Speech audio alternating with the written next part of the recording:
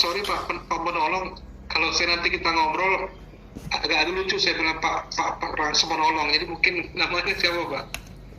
Nama saya Zulkifli M. Abbas. Oke, Pak Zulkifli ya. Siap.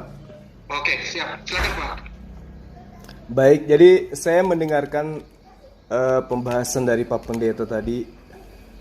Semua yang dijabarkan itu adalah sebuah kebenaran menurut saya.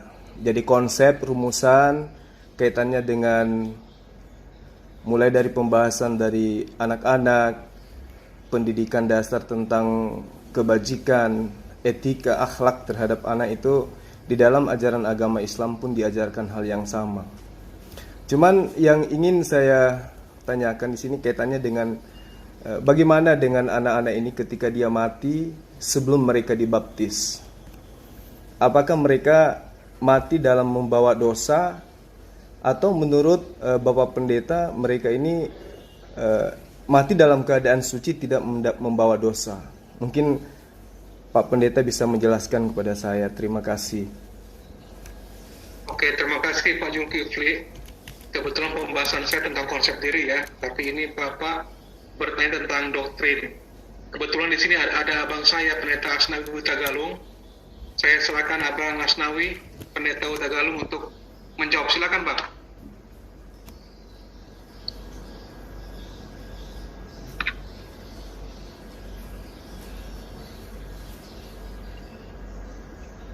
Bagi apa itu? Mau foto doang. Abang Pendeta Hutagalung.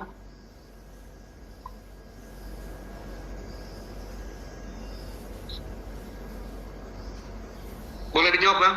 Silakan Bang.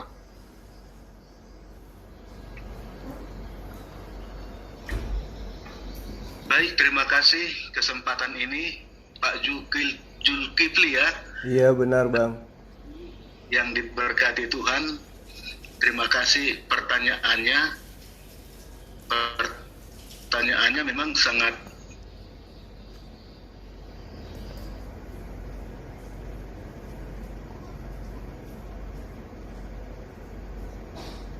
Ya gimana Bang? halo. Ya halo. Ya. Bisa didengarkan? Boleh. Saya dengarkan dengan baik Bang. Baik, terima kasih Pak Zulkifli. Jadi apakah kalau seseorang meninggal dunia sebelum dibaptis, apakah mati meninggal di dalam kesucian, hidup yang suci, atau tidak?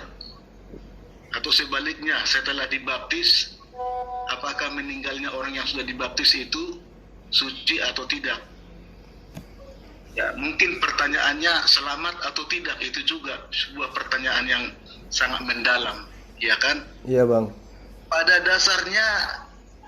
dasarnya kita semua adalah orang berdosa. Dilahirkan di dalam kecenderungan berbuat dosa. Ya, Roma pasal 3 ayat 23. Dan Roma pasal 6 ayat 23 itu jawabnya. Ya.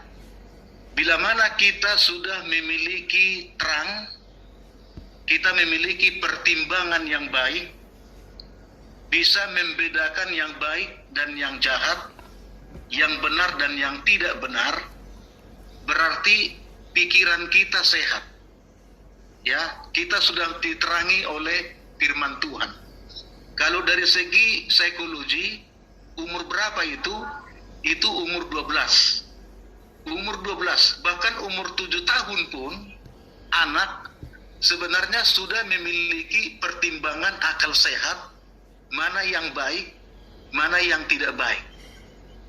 Jadi ini berbicara tentang mana benar, mana tidak benar. Ini berhubungan dengan kehidupan yang suci, yang benar. Jadi kalau orang sudah mendapatkan pengajaran, mendapatkan firman, mendapatkan pelajaran-pelajaran Alkitab yang benar, yang diterangi dari Tuhan, tentu dia pikirannya sudah memiliki pertimbangan yang benar. Nah, kalau dia percaya percaya kepada Yesus Kristus sebagai Tuhan dan Juru Selamat. Lalu dia menyesal, dia tinggalkan segala dosa-dosanya, dan dia sudah ada di dalam Kristus. Baptisan itu hanya sakramen, upacara, pengakuan iman di depan umum, di depan jemaat, bahwa dia percaya dan menerima Yesus sebagai Tuhan dan Juru Selamat. Sebenarnya sebelum dibaptis pun, kalau dia sudah diterangi hatinya, pikirannya oleh Roh Kudus, dan dia meninggalkan segala sesuatu yang jahat, yang tidak benar, yang tidak pantas, yang tidak sesuai dengan kehendak Tuhan, dia sebenarnya sudah disucikan sebelumnya oleh Roh Kudus. Jadi baptisan itu hanya pengakuan iman di depan umum. Ya. Jadi dia sebenarnya sudah orang yang dibenarkan. Baptisan itu tinggal pelaksanaan saja di depan umum. Ya, contohnya seperti Cornelius. Kalau kita baca di dalam Kisah pasal 10, semua sedekahnya, semua doa-doanya berkenan kepada Tuhan. Padahal dia belum menerima Yesus, belum dibaptis, tapi dia sudah percaya kepada Yesus dan dia sudah melayani Yesus dalam hidupnya. Ya. Kemudian kalau kita baca lagi Sida-sida Ethiopia dalam Kisah pasal 8. Sida-sida Ethiopia pasal 8. Ya.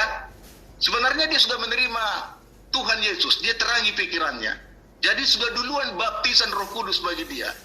Tapi ketika ada sungai, ketemu dengan Filipus, diutus Tuhan ke sana lalu dibaptiskan, ya. Artinya apa? Baptisan itu hanya sakramen, upacara dan pengakuan iman seseorang di depan jemaat, di depan umum. Yang menentukan dia benar atau tidak, suci atau tidak adalah di imannya yang menerima Yesus sebagai Tuhan dan Juru Selamat atau tidak. Saya pikir cukup jelas ya. Cukup jelas, itu jawaban saya.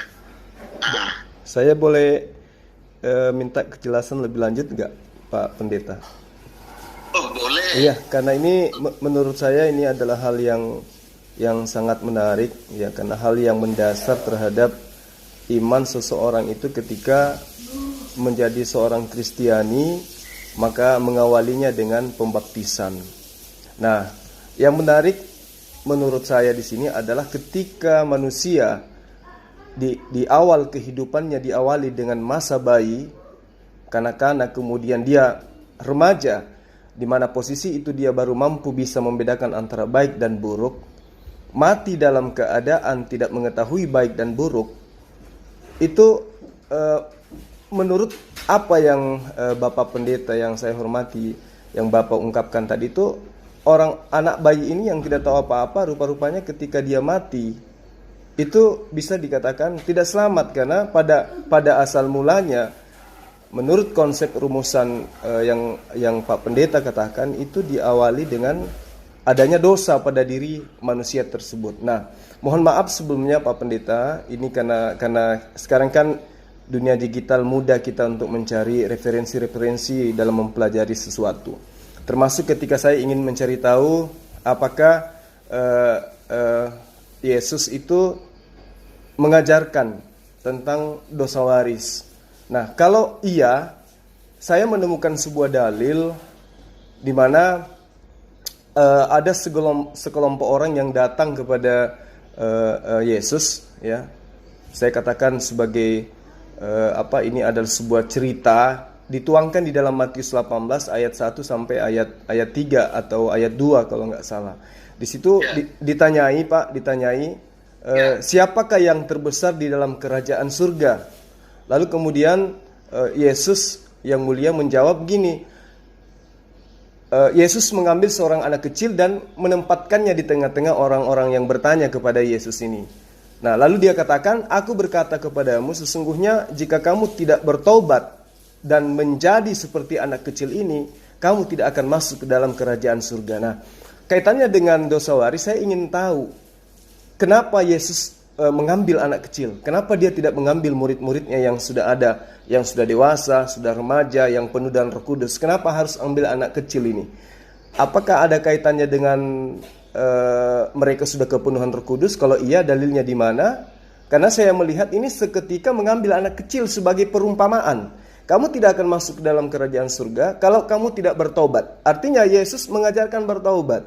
Lalu kemudian dan menjadi seperti anak kecil ini. Nah, saya mohon Pak Pendeta sebagai orang yang lebih tahu dari saya supaya menjelaskan kepada saya. Terima kasih. Baik Pak Zulkifli. Pak Zulkifli. Baik Pak. Tadi Pendeta Hutagalung sudah sampaikan bersedia untuk berdiskusi. Mungkin nanti Bapak bisa minta nomor HP beliau supaya lebih jauh lagi pertanyaannya. Karena memang sepertinya Bapak banyak pertanyaan yang mau disampaikan kepada Pendeta Hutagalung. Itu aja Pak. Baik. Terima kasih Pak ya. Tuhan berkati Pak ya. Makasih Pak. Makasih. Ya. Oke, mungkin ada yang lain lagi pertanyaan?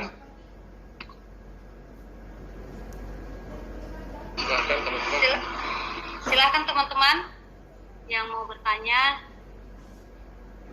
Ke kita. Bukan esensi dosa itu yang diwariskan. Dosa tidak bisa diwariskan karena keselamatan itu adalah pribadi lepas pribadi. Jadi kalau demikian, boleh nggak saya bawa anak saya ke sorga? Nggak bisa. Membawa ke sorga itu adalah pribadi lepas pribadi. Jadi dalam konteks ini, dosa warisan yang dimaksud esensinya bukan dosa itu yang diwariskan, tapi akibat dosa itu kita warisi. Maka kita bisa jadi sakit, kita bisa flu, kena COVID, dan segala macam seperti sekarang ini. Itu artinya dosa warisan, bukan dosanya diwariskan, tidak. Tapi akibat dari dosa itu diwariskan sehingga kita, esensi dosa itu menjadi bagian kita. Kemudian tadi, Yesus dibawa anak kecil ini. Bagaimana hal itu? Saya ada kitab gereja Advent punya ada satu buku tulisan akhir zaman, tulisan kisah pada akhir zaman itu. Saya temukan ada beberapa hal. Jadi manusia dihakimi menurut apa yang dia lakukan. Kalau anak kecil, Pak Zulkifli, berdosa nggak? Melakukan dosa nggak? Kemungkinan besar anak kecil tidak tahu artinya dosa. Jadi dia dihukum bagaimana? Dia dihukum oleh akibat dosanya. Jadi esensi ini kita harus pahami bahwa dalam konteks ini, kenapa Yesus bawa anak kecil? Kalau tidak seperti anak kecil ini, kenapa? Karena anak kecil itu adalah satu gambaran kepolosan. Walaupun anak kecil sekarang banyak akal-akal juga kalau zaman sekarang ini. Jadi Pak Zulkifli masih bersama dengan kita. Kalau masih bersama dengan kita, jadi yang dimaksud, sekali lagi saya mau katakan bahwa yang artinya dosa warisan itu bukan dosanya yang diwariskan, tapi akibat dari dosa itu diwariskan kepada kita saat sekarang ini. Terima kasih, mungkin ini yang semoga bisa menolong Pak. Terima kasih. Terima kasih. Silakan Saudari Miranda mau bertanya, dipersilakan. Baik, terima kasih. Shalom. Saya dari Di grup ini ada kisaran 10 pendeta ternama ya. Ada pendeta Josak Hutapea, pendeta Brapo Manulang, dan juga ada Yastur bin Rofa, pendeta Elton Tanu, ya. Kemudian ada pendeta Lia Hilda dari Ambon, Miranda Giovanni, Pina Mutiara Suka, Rosmita Tandopulun, juga ada Mikael Cilia, ada pendeta Mikael, pendeta Nurlina M. Tobing, juga ada pendeta Loran Napitupulu, ada pendeta Ferry Serang. Baiklah, kita tunggu dari pertanyaan Miranda. Lalu kemudian ada pendeta Salomo Panjaitan, pendeta Declaire El Marbon, pendeta Kores Kristus, kemudian ada pendeta Arthur, Widya Siregar, kemudian ada pendeta Tereyanti, pendeta Ermita, Nurila M. Tobing, kemudian ada pendeta Elton Tanu, Pina Mutiara Suka, kemudian ada pendeta Nora Pakau, Jusak Hutapea, pendeta Paul Panggabean, dan juga pendeta Asnawi S. Hutagalung. Jadi di sini ada puluhan pendeta yang harusnya menjabarkan secara lengkap tentang pertanyaan saya. Tapi lagi-lagi mic saya di mute supaya saya tidak bisa bicara. Padahal ini adalah grup Zoom para pendeta. Harusnya dia tuntaskan materi ini. Biarkan saya melakukan interaktif dengan pendeta, salah satunya aja deh, supaya bisa dengan jelas apa sih yang mereka jejakan di sini. Ya, mengajarkan tentang etika, akhlak pendidikan yang baik terhadap anak-anak dan seterusnya. Tapi ketika ditanyai tentang dosa waris, nah itu terjawab oleh pendeta yang satu, bahwa dosa waris itu bukanlah dosa yang diwariskan, tetapi hakikatnya adalah perilaku. Nah, saya ingin tanya, saya ingin mereka itu mempertanggungjawabkan dalil-dalil yang ada dalam kitab mereka, ya kan? Bagaimana kemudian Perjanjian Lama membahas tentang dosa waris, membahas tentang pertobatan, membahas tentang dosa ditanggung oleh manusia masing-masing, manusia diupah berdasarkan atas perbuatan masing-masing, dan juga membahas tentang bagaimana Yesus yang datang kemudian mengajarkan untuk bertaubat dan bertaubat. Tidak ada pengajaran tentang dosa waris. Ya, jadi dosa waris ini kita dengarkan sendiri dari para pendeta itu menjabarkan dari Roma, Korintus, Galatia. Dari sanalah dia mengambil konsep-konsep itu, menandakan bahwa memang dosa waris itu adalah merupakan sebuah konsep akal-akalan untuk kemudian menjadikan Yesus itu sebagai Tuhan yang datang dalam rupa manusia, bunuh diri untuk menebus dosa waris itu sendiri. Nah, sayang sekali para sahabat, saya tidak diberikan kesempatan untuk bertanya lebih lama, ya, maksudnya sampai tuntas materi ini, karena moderatornya tahu kalau sang pendeta yang ada di sini itu akan kelabakan dengan pertanyaan-pertanyaan saya. Jadi para sahabat, baru kali ini saya nyosor masuk di grup para pendeta, tadi tidak diberi kesempatan banyak untuk bertanya. Jadi mic saya di mute supaya saya tidak bertanya lagi. Padahal ini harus dituntaskan gitu loh. Kalau mereka mengatakan, pendeta yang tadi mengatakan bahwa pendeta siapa yang tadi tuh? Yang terakhir bicara, pendeta Jusak Hutapea itu tadi mengatakan bahwa bukan dosa yang diwariskan tapi akibat daripada dosa itu. Dia lupa bahwa kalau Adam itu mewariskan perilaku yang menyebabkan mereka berbuat dosa, berbuat dosa, maka dia pun harus lebih memahami bahwa Adam jauh lebih banyak mewariskan kebaikan-kebaikan.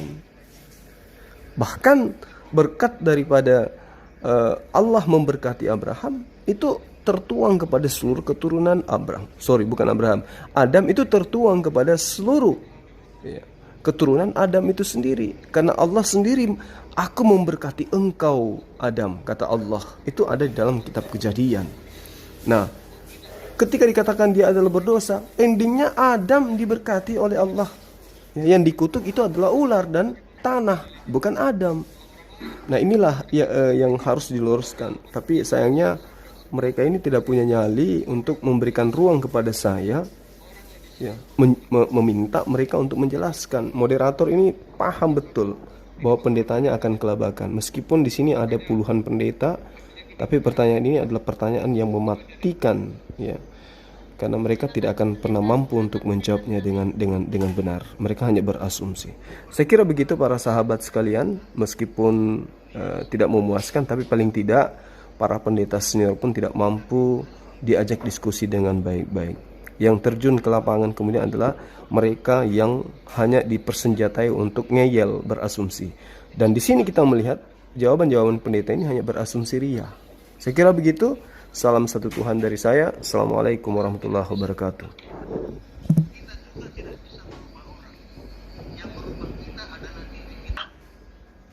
Ingat, kita tidak bisa merubah orang, tapi kita bisa memengaruhi orang.